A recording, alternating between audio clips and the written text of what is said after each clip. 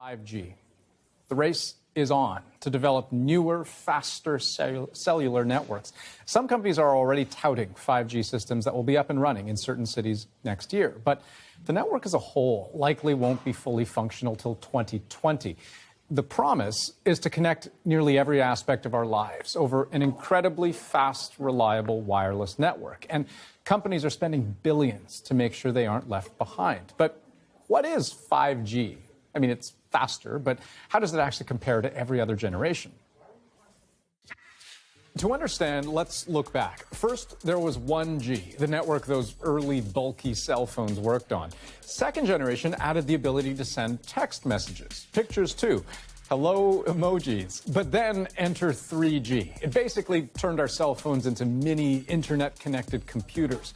And 4G made them fast enough to stream all the cat videos you could ever want. 5G takes it even one step further and about 100 times faster. So how might that change our lives? Well, Renee Filipponi went looking for answers. To broadcast the entire Earth, it takes 2 kilowatts, 2 hair dryers. Now, a microwave oven uses 1,000 watts or 1 kilowatt. Here's the damage 1 kilowatt can be done by somebody when they take a magnetron out of a microwave and turn it into a ray gun. This is just a small example of a low-tech weapon running on 1,000 watts. Then you have these things here, these huge towers of death.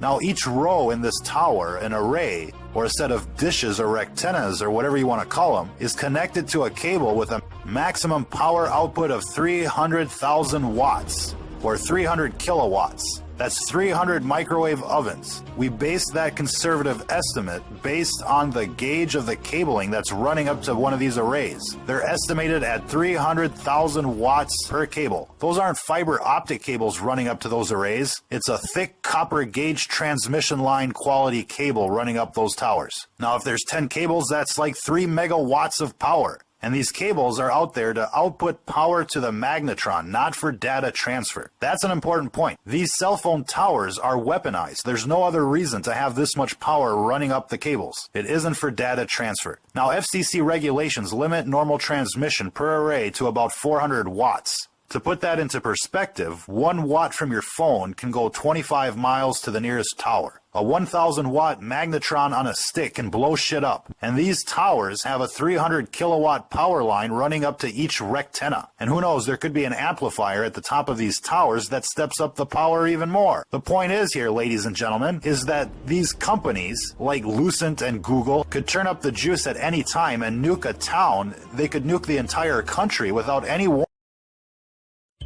It's important to understand what the 5G is doing and what they say it's doing. We're told on the IEEE beamforming document that this technology cooked your eyes like eggs in World War II. Cooked your eyes like eggs. And you all need to understand these are military weapons. These are assault frequencies. If you garner nothing more than that, that's what you need to know. It's microwave radiation warfare is what this is. Talking about post-human society. That's right, you heard that correctly. Post-human. After human. When man merges with machine. When man will be no more. That is their endgame, to wipe out humanity. Where resistance is futile. That kind of thing. That's what they're thinking about. That's what they want to bring into the world. And that brings us back to what we were talking about yesterday. The weaponization of cell phone towers. To recap that discussion, a cell phone tower is a giant microwave oven on a stick. Cell phone towers use a magnetron or an oscillator, like a microwave oven, to make microwaves. That's how they communicate. Radars use the very same technology. That part that's beaming into the dish is a magnetron. Just like a microwave oven and just like a cell phone tower.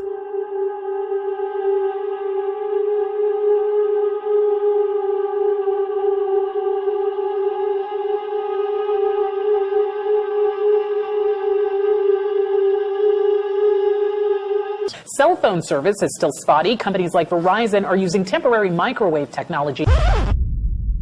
Companies like Verizon are using temporary microwave technology to help people connect. It's kind of interesting when cell phone tower workers are telling you highly saturated. The idea behind 5G is to use untapped bandwidth of extremely high frequency millimeter waves from 30 to 300 gigahertz in addition to what's already being used. High frequency millimeter waves travel a short distance, don't travel through buildings, and are easily absorbed by plants and rain. To counter this problem, 5G will utilize a small cell stations, which means thousands upon thousands of wireless antennas all over our neighborhoods. They will be put on street lamps, our houses, shops, schools, and businesses, you name it. The problem is 5G has never been tested. So we don't know what are the long-term effects of exposure to 5G on our health and environment. But what we do know are the effects of all the previous 4 generations, and also the studies that have been done on the short-term exposure to 5G technology. A substantial and convincing amount of scientific studies has shown adverse health effects and health hazards due to exposure to radio frequencies and microwave radiation.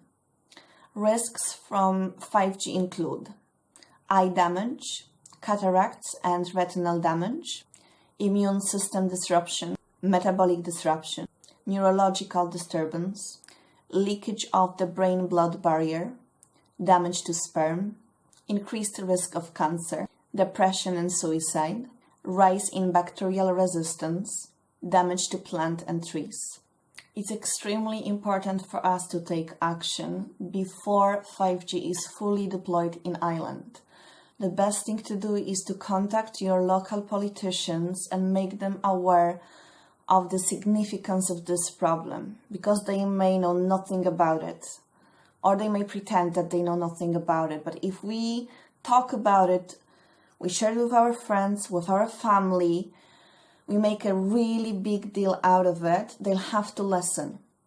I'm going to add a lot of links with information in the notes of this video.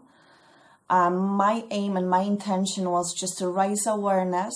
I was trying to condense a huge volume of information into just a short few minutes video, but I hope that that will encourage you to do your own research, read about it, watch what the scientists and doctors have to say about it. It's extremely important, and as adults are much less affected than children.